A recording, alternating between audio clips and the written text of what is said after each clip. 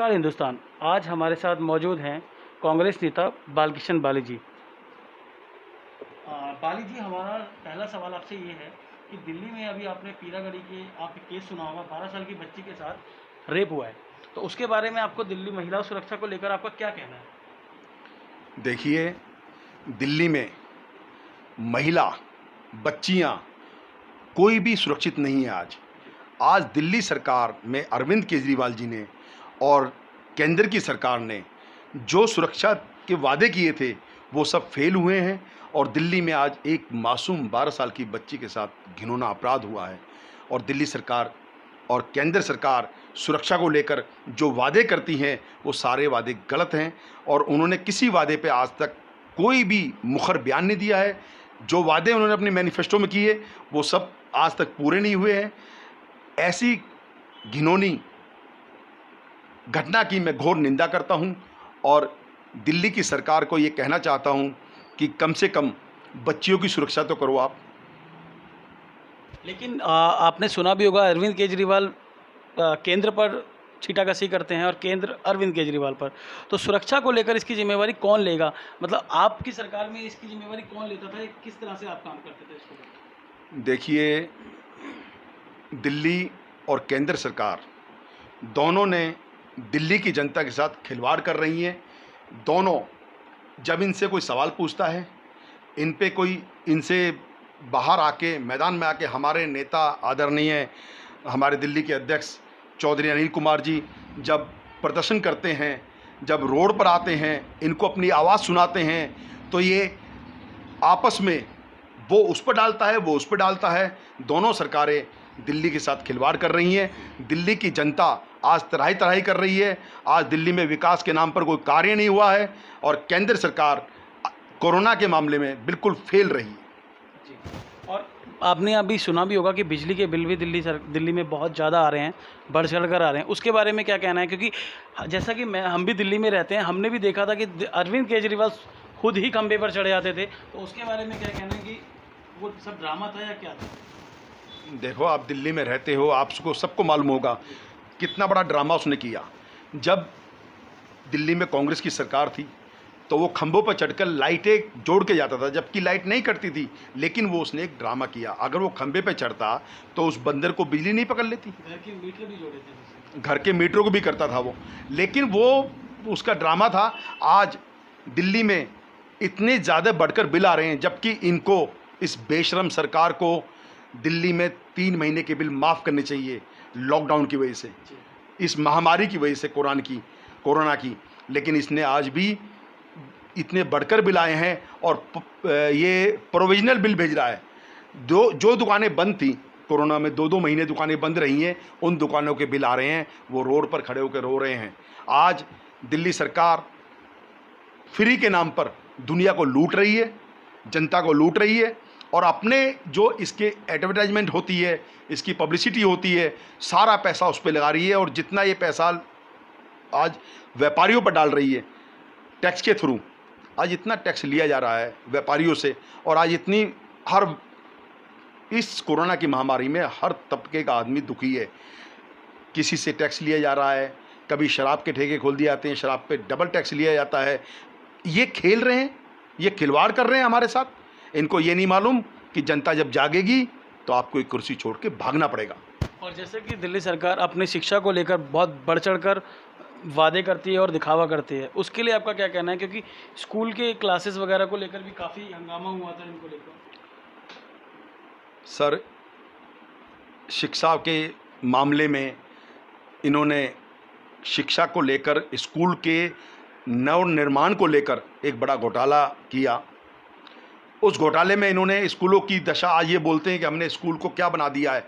School की repairing करने से, शिक्षा के मामले में दिल्ली सरकार टोटली फेल रही है। स्कूलों की कमरों की लिपापोती करने से, कमरों को अच्छा बनाने से शिक्षा का स्तर नहीं सुधरता है।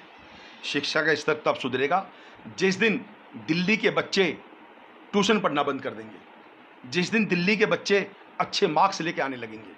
आज इन्होंने स्कूलों को करके उसमें भी एक बड़ा घोटाला हुआ है। शिक्षा के क्षेत्र में भी बड़ा घोटाला हुआ है। स्कूलों जो स्कूल दिल्ली सरकार ने बनाए थे कांग्रेस के टाइम में, आज उनकी लिपापोती करके और हमने हाईटेक स्कूल बना दिए हैं। हाईटेक बना था, आप बता रहे हो 25 लाख रुपए लिया, चार्ज हुआ लिपापोती करने का, 25 लाख में तो स्कूल बन के खड़ा हो जाता। लेकिन ये सरकार झूठ बोलकर जनता को ठग रही है। ये ठगों की सरकार है, झूठों की सरकार है। और राशन को लेकर भी सुनने में आया था कि काफ़ी घोटाला हुआ है। 3 महीने का राशन की बोली थी और 2 महीने में ही शायद कुछ। हाँ, राशन के मामले में जब ये लॉकडाउन था तो सबके लिए अनाउंस किया कि जी राशन बट रहा है, स्कूलों में बट रहा है। इन्होंने 8 सेंटर बनाए, लेकिन 5 सेंटर पर राशन बटा, और वो भी 3 महीने का राशन 2 महीने में बांटा। 2 महीने में बटा, तीसरे महीने लोगों को मना कर दिया गया। हर मामले में ये इन्होंने बहुत बड़ा चढ़ा के दिखाया कि हमने बहुत अच्छा किया है, हमने ये किया है, लेकिन कुछ नहीं किया। नीचे जनता से पूछिए, आप जनता में जाइए, जनता को कुछ नहीं मिला है। और हर विधायक के पास कूपन भी आए थे, उस कूपन का भी कोई मतलब। विधायक के पास शायद 8,000 के आसपास समथिंग ऐसी कुछ कूपन आए थे, लेकिन वो सब कूपन उन्होंने अपने लोगों को दिए। आप एक भी किराएदार से, एक भी गरीब आदमी से पूछिए मोहल्ले में जाकर कि उन्होंने किसी को कूपन मिला हो, कूपन का पता ही नहीं लगा। मिले तो उनके लोगों को मिले। ये सब बातें सामने आएंगी जब चुनाव आएंगे, तब पता लगेगा इनको। जी। और एमसीडी के आपने अभी कुछ दिन पहले एमसीडी को लेकर सीएम हाउस का घेराव भी किया था, जिसकी अध्यक्षता अनिल चौधरी जी ने की थी। उसमें आप भी थे, तो उसका क्या मकसद था? देखिए, एमसीडी में बहुत ही करप्शन हो रहा है। एमसीडी में लोग, सफाई कर्मचारियों की सैलरी नहीं मिल रही है।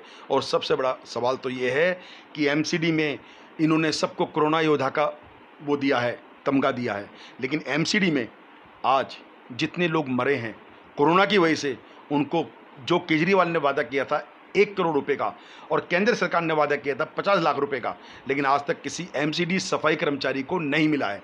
उसके लिए हमारे अध्यक्ष अनिल चौधरी जी ने वहाँ उनका घेराव किया और वहाँ जाके न्याय मार्च किया कि भी इन लोगों को न्याय मिले। ना तो उनकी सैलरी मिलती है, ना उनको आज तक उनको एरियल मिला है, ना उनको पूरी किट दी गई है, उनको कोई सुविधाएं नहीं है। वो लोग काम कर रहे हैं, मर रहे हैं, मरो। केजरीवाल का उनकी तरफ कोई ध्यान नहीं है। इसलिए कांग्रेस ने उनका दर्द देखकर, उनका दुख देखकर उनकी आवाज़ उठाई, तो वहाँ भी उनको गिरफ्तार कर लिया गया। हम कांग्रेस के लोग अभी पीछे, इन्होंने डीजल पे पैसे बढ़ाए, पेट्रोल पे पैसे बढ़ाए, टैक्स बढ़ा दिया दिल्ली सरकार ने। जब अनिल चौधरी जी ने, दिल्ली के हमारे अध्यक्ष जी ने और सब पूरे कांग्रेस के कार्यकर्ताओं ने प्रदर्शन किए, जगह जगह आवाज़ उठाई कि ये आपने गलत किया है, जनता पे इसका लॉकडाउन में, इस बीमारी में एक मोटा बाहर पड़ा है, तब इन्होंने उसको वापस लिया। तो इन्होंने जो बढ़ाए, आज कांग्रेस जनता की आवाज़ बनकर खड़ी हुई है। आज कांग्रेस जनता की आवाज़ बनकर पूरी दुनिया को बताना चाहती है कि ये लोग क्या कर रहे हैं, और इन्होंने कांग्रेस के बताने के बाद वापस लिया। और कांग्रेस टाइम की काफ़ी सारी स्कीम थी, जैसे लाडली थी, पेंशन योजना थी, काफ़ी सारी योजनाएं जो आज दिल्ली के अंदर बिल्कुल समाप्त हो चुकी हैं। वो योजनाएं समाप्त किए आदरणीय दिल्ली के झूठे मक्कार और शेख चिल्ली मुख्यमंत्री ने, अरविंद केजरीवाल जी ने। इन्होंने वो सारी योजनाएं बंद करके पेंशन, आज सब लोग दुखी हैं। बहुत सारी हमारी योजनाएं थी दिल्ली के अंदर जो आदरणीय श्रीमती शीला दीक्षित जी ने की थी। दिल्ली में बहुत विकास कार्य उन्होंने किया। इन केजरीवाल सरकार ने सारी योजनाएं बंद करके एक पानी के बिल को इन्होंने माफ़ किया जनता के लिए, लेकिन जनता को नहीं पता कि वो पैसा जनता की जेब से जा रहा है। जो ये पानी हमारे यहाँ खरीद के आता है, बाहर से आता है, दिल्ली में बिजली बाहर से आती है। आज बिजली के बिल इन्होंने दुगने कर दिए हैं, लेकिन जनता अभी हमारी नहीं समझ पा रही है कि ये उसका हिसाब यहाँ से निकालते हैं या वहाँ से निकालते हैं या व्यापारियों से निकालते हैं, अपने घर से तो नहीं देते। अरविंद केजरीवाल अपने घर से तो जनता के लिए पे करता नहीं है। तो ये सब झूठ बोलकर इस दिल्ली को बेवकूफ़ बनाया जा रहा है, दिल्ली की जनता को गुमराह किया जा रहा है। और मैं केजरीवाल जी से कहना चाहता हूँ आपके माध्यम से कि आप कम से कम दिल्ली की जनता को बेवकूफ़ बनाना छोड़ें, और जो दिल्ली पर आपने एक अर्थव्यवस्था केंद्र में ख़त्म हुई है, लेकिन अर्थव्यवस्था जो दिल्ली की आपने ख़त्म की है, ये आपके जाने के बाद आने वाली सरकार को पता लगेगी। दिल्ली की जनता को आपकी तरफ से कोई संदेश या कोई? दिल्ली की जनता को मेरा यही संदेश है कि मैं और हमारी कांग्रेस आपके हितों की लड़ाई लड़ रही है। आपके लिए रोड पर हैं हमारे अध्यक्ष अनिल चौधरी जी। आज जो भी आपकी दिक्कत होती है, उस हर समस्या के लिए हमारे अध्यक्ष आपके आवाज़ों को लेकर रोड पर आते हैं। कांग्रेस खड़ी है आपके साथ, आप बिल्कुल ना घबराएं। आप सिर्फ ये इसके बहकावे में ना आए कि इन्होंने दिल्ली में बहुत अच्छी डिस्पेंसरियां हैं। आपने देखा होगा दिल्ली सरकार ने पहले बना रखी है, हर विधानसभा में, हर वार्ड में अच्छी डिस्पेंसरियां हैं, अच्छा काम चल रहा है।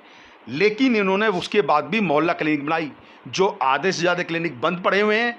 और उन क्लिनिक पे क्या हो रहा है, इन्होंने अपने वर्कर वहाँ पर अपॉइंट किए, अपने वर्करों को वहाँ पर नौकरियाँ दी, वो पैसा फिजूल में जा रहा है। आप उसी डिस्पेंसरी को अच्छा हाईटेक बनाते, उसी डिस्पेंसरी को आप मोहल्ला क्लिनिक का दर्जा देते। आपको अलग से बनाने की क्या ज़रूरत पड़ेगी, क्योंकि ये जल्द से जल्द कमाना चाहते हैं। धन्यवाद। ये थे हमारे साथ कांग्रेस नेता बालकिशन बाली जी, जो कि हमें रोज़ाना कोई नई अपडेट देते रहते हैं और दिल्ली की जनता को जागरूक करने के लिए कुछ ना कुछ सामाजिक कार्य करते रहते हैं। मैं हिमांशु जैन, कैमरामैन दीपक जैन के साथ, दिल्ली प्रथम झलक।